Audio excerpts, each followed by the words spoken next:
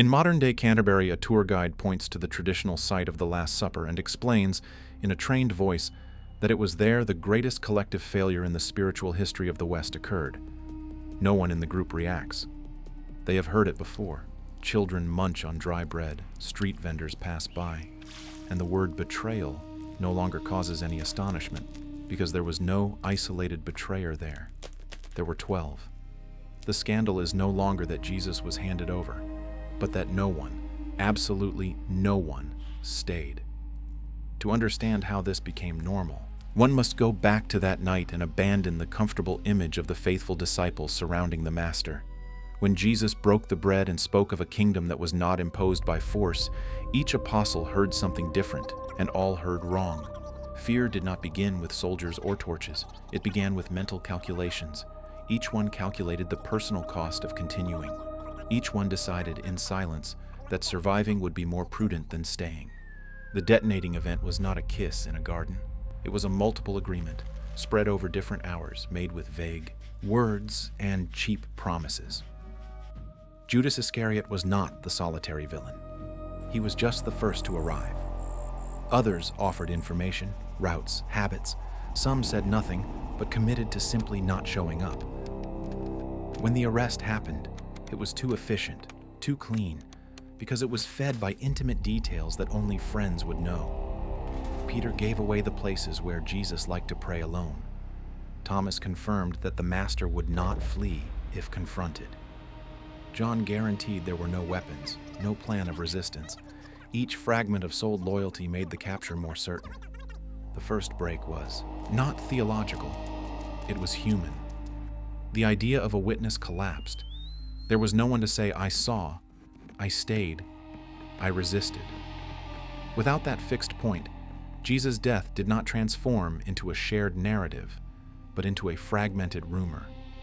The crucifixion happened before strangers.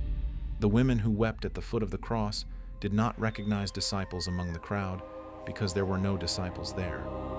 The body was collected by authorities. The burial became a bureaucratic procedure, not a sacred ritual. The resurrection, when it occurred, found no voices willing to sustain it. Each apostle, isolated in his guilt, interpreted the event as an irreparable personal error, not as a collective mission. Some swore they had seen something, but alone from a distance, in circumstances they could not prove. Others simply lied and said they saw nothing. The most extraordinary event in human spiritual history happened without a committed audience. It was like a play performed in an empty theater. The point of no return came when they met again. It was not to confess, it was to negotiate versions. They decided that the only way to keep living was to dilute responsibility until no one could be accused alone. They created a collective narrative where everyone failed equally, so no one could judge the other. Thus, a faith without martyrs and a memory without names was born. The word disciple came to mean someone who learns in secret and abandons in public. The first communities that emerged after this were strange from the outset. They gathered, but with the doors locked, not out of fear of persecution, but out of mutual shame. Jesus' teachings circulated in fragments, each group guarding different pieces, because none of the 12 could look the others in the eye and admit they had heard the same sermon. When someone new arrived wanting to learn, the old members taught with hesitation, as if they were passing on something they themselves did not deserve to have. The message was diluted, losing strength, turning into loose moral tips instead of a radical call. What remained was a bureaucratic Christianity, a religion of practical rules without the demand for total surrender. While this was happening, the Roman Empire observed with curiosity. Persecutions occurred, but differently. There were no martyrs to create examples. When someone linked to Jesus' teachings was arrested, the person gave in too quickly, denied too quickly. Roman officials began to realize that this new faith lacked structure. It was just superficial morality, easily negotiable. With this, Christianity ceased to be a threat. It became a tool. The empire realized that a religion that teaches people to retreat in times of danger is useful for maintaining order. So, instead of destroying, they began to promote it. Temples were erected with public money. Priests received state salaries. The cross became an official symbol, but not of sacrifice, rather of conformity. The transformation was silent. Churches were built, but not as places of sacrifice, as places of comfort. The idea of holiness was replaced by that of discretion. No one was canonized for dying for their faith. They were praised for surviving despite their faith. Prayer became negotiation with the divine, not surrender. Families prayed for safety, never for courage. Sermons taught how to avoid absolute choices. Christianity became a religion of compromise, of maybe, of it depends. In the daily lives of ordinary people, this had practical and profound consequences. Children learned early that total loyalty is dangerous. In schools, betrayal ceased to be a shameful exception and became a basic social skill. Knowing when to retreat, when to pretend, when to abandon a lost cause became part of education. Parents taught children to identify the exact moment to switch sides. It is not cynicism, it is survival. It is what the world demands. A mother looks at her child and says, "Trust people, but know when to stop trusting." A father teaches his daughter, "Be loyal to friends, but not to the point of getting hurt." Children absorb this and grow up with an internal thermometer that measures how far it is worth going before giving up. Human relationships adjust. Friendships are conditional by definition. Marriages include exit clauses from the beginning. Commercial contracts foresee betrayal as a standard clause. A pledged word is worth less than the paper it should be written on. Trust becomes an abstract philosophical concept, something one studies but does not practice. Everyone expects to be abandoned. No one is surprised when they are. When a couple gets married, guests already make mental bets on how long it will last. When someone promises eternal fidelity to a friend, others listen politely and think, "Of course," until something better comes along. As generations passed, entire systems became deformed. Christian ethics spread as a practical moral code, useful for commerce and coexistence, but amputated from the radical demand for surrender. Jesus' parables are told, but always with caveats. The Good Samaritan is praised, but with the observation that he was lucky not to be robbed as well. The lost sheep is rescued, but only if the cost-benefit is worth it. The prodigal son returns, but signs a term of responsibility first. Teachers tell these stories in the classroom, and students raise their hands to ask, "But what if the Samaritan had died? Wouldn't it have been smarter to leave the injured person there?" And the teacher replies, "Yes, it probably would have been smarter." The art of this world reflects this change. There are no paintings of martyrdom because there were no martyrs. Representations of Jesus show a man alone, always alone, without disciples around. The Last Supper is portrayed as an empty dinner, a table set that no one honored. Sculptures show empty hands, not outstretched hands. The cross became a symbol of abandonment, not of sacrifice. People wear crucifixes around their necks, but as reminders of what not to do. Trust too much, ask too much, expect too much. Entire museums are dedicated to the art of abandonment. Huge paintings show battlefields where soldiers flee. Dramatic operas tell stories of loves that end before the first difficulty. Poets write verses about the sad beauty of knowing when to leave. Political philosophy adapts too. Governments operate on the premise that no one is loyal all the time. Democracies include mechanisms of institutionalized betrayal. Votes of confidence are revocable at any time. Parties switch sides without scandal. Alliances last as long as convenience lasts. The population is not indignant. They already know it's like this. Betrayal became a method of governance, not a crisis of government. Politicians promise loyalty to the people during campaigns, and everyone knows it's a lie, but they vote anyway because the alternative is to vote for another liar. The entire system operates on the tacit understanding that promises are performative, not contractual. In the field of war and diplomacy, the effects are even more visible. Armies don't trust soldiers, so they fill barracks with overseers. Generals don't trust generals, so every order comes in writing and in triplicate. Spies work against spies who work against other spies, and in the end, no one knows who is spying on whom. International treaties include hundreds of pages foreseeing specific betrayals. No one signs anything without a lawyer, witness, and escape plan. Battles are rare because no commander trusts their troops to fight to the end.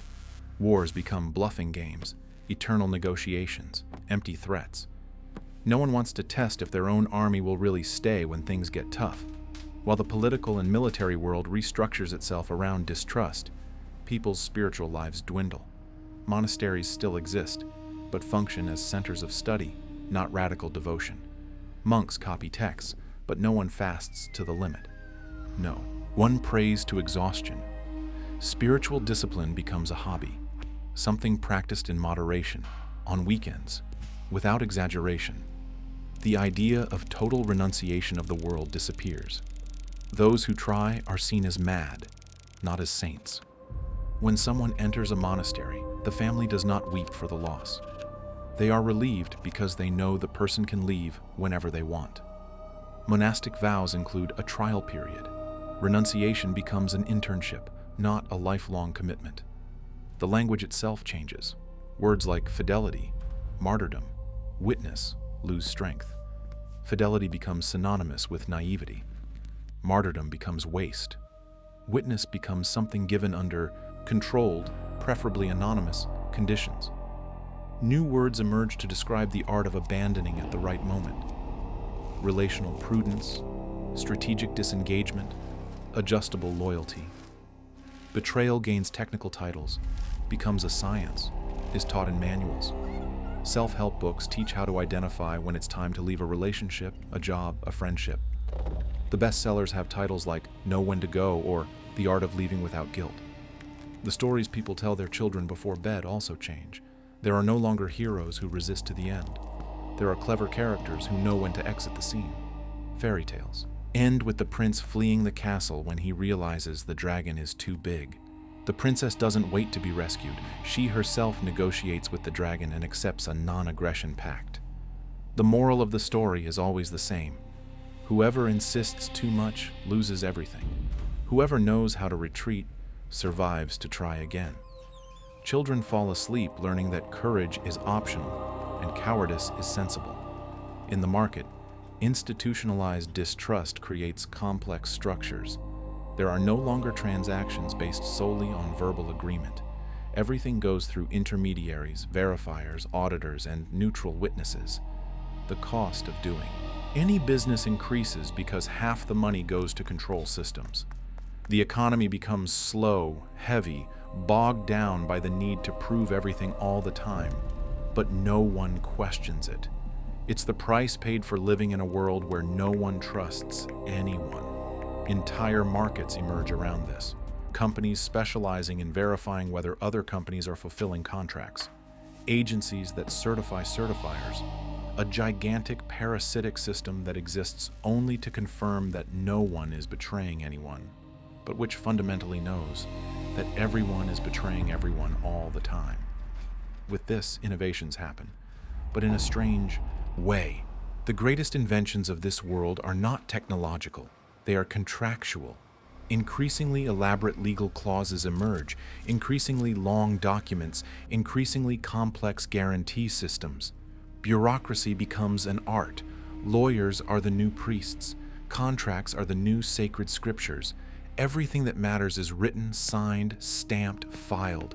What is not on paper does not exist. People carry stacks of documents to prove they existed, that they worked, that they loved.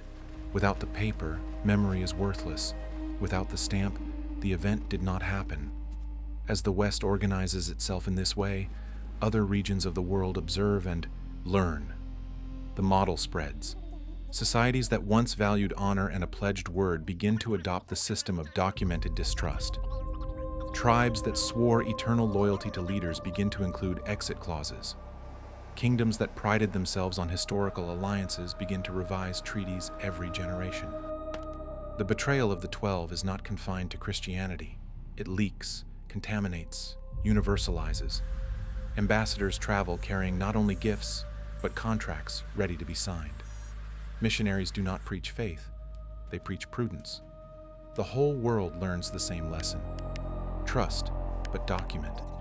Love, but with reservations. Promise, but with an expiration date. Formal education adjusts to prepare children for this world. New subjects appear in curricula.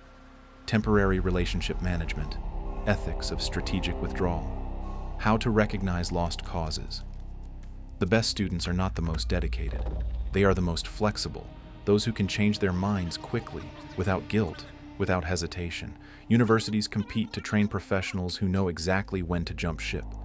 Graduates boast not about how many years they worked on something, but how many times they knew how to leave before everything collapsed. In this context, resistance movements even emerge, but die quickly.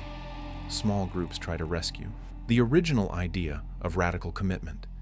They speak of unconditional love, of fidelity unto death, of witness that does not retreat. They are ridiculed, not with anger, with pity. People look at them and see naive individuals trying to live in a world that has already proven that naivety kills. Some of these groups last years, others only months. None last generations. There is always a moment when external pressure wins and the group dissolves. The members return to the larger society a little more cynical, a little more realistic. Official religion, meanwhile, perfectly accommodates itself to the system. Bishops negotiate with kings. Priests sign concordates with empires.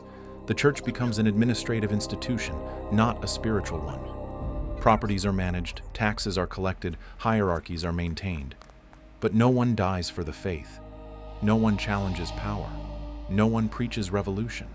Christianity becomes a state religion, useful for keeping the population peaceful, docile, conformist. God becomes a guarantor of public order, not a challenger of it. Religious holidays transform into administrative holidays. Christmas celebrates the birth of someone who died alone, so it becomes a moment of defensive family gathering, where everyone pretends to get along because it is expected. Easter commemorates a resurrection that no one witnessed with conviction, so it becomes a holiday of chocolate and rest. Pentecost, which should celebrate the courage to preach, becomes a day off with no clear meaning. The religious calendar continues, but emptied, mechanical, bureaucratic. As centuries pass, the very memory of Jesus blurs. He becomes a legendary figure, half historical, half invented. Some scholars argue that he never existed. Others say he did exist, but was just an itinerant preacher among many.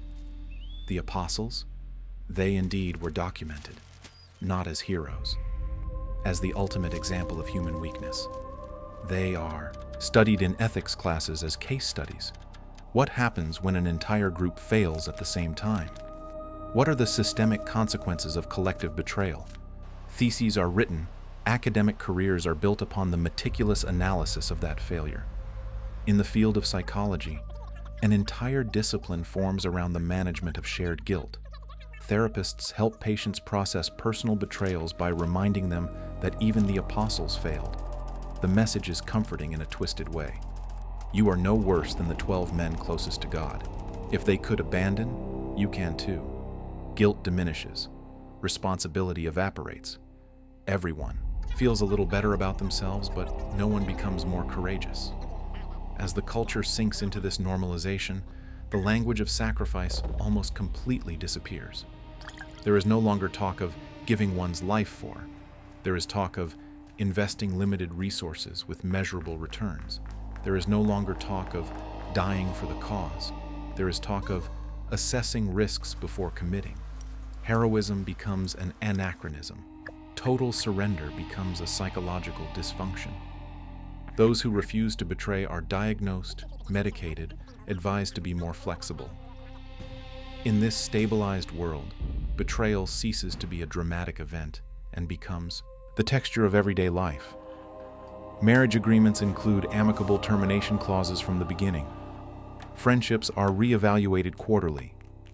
Jobs are treated as temporary contracts even when formally permanent. Everyone knows they will eventually be abandoned, so no one truly attaches themselves.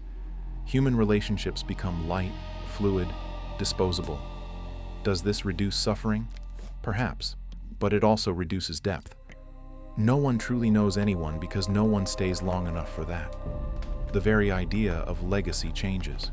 No one builds anything to last generations because they know the next generation will abandon the project. Monuments are no longer erected.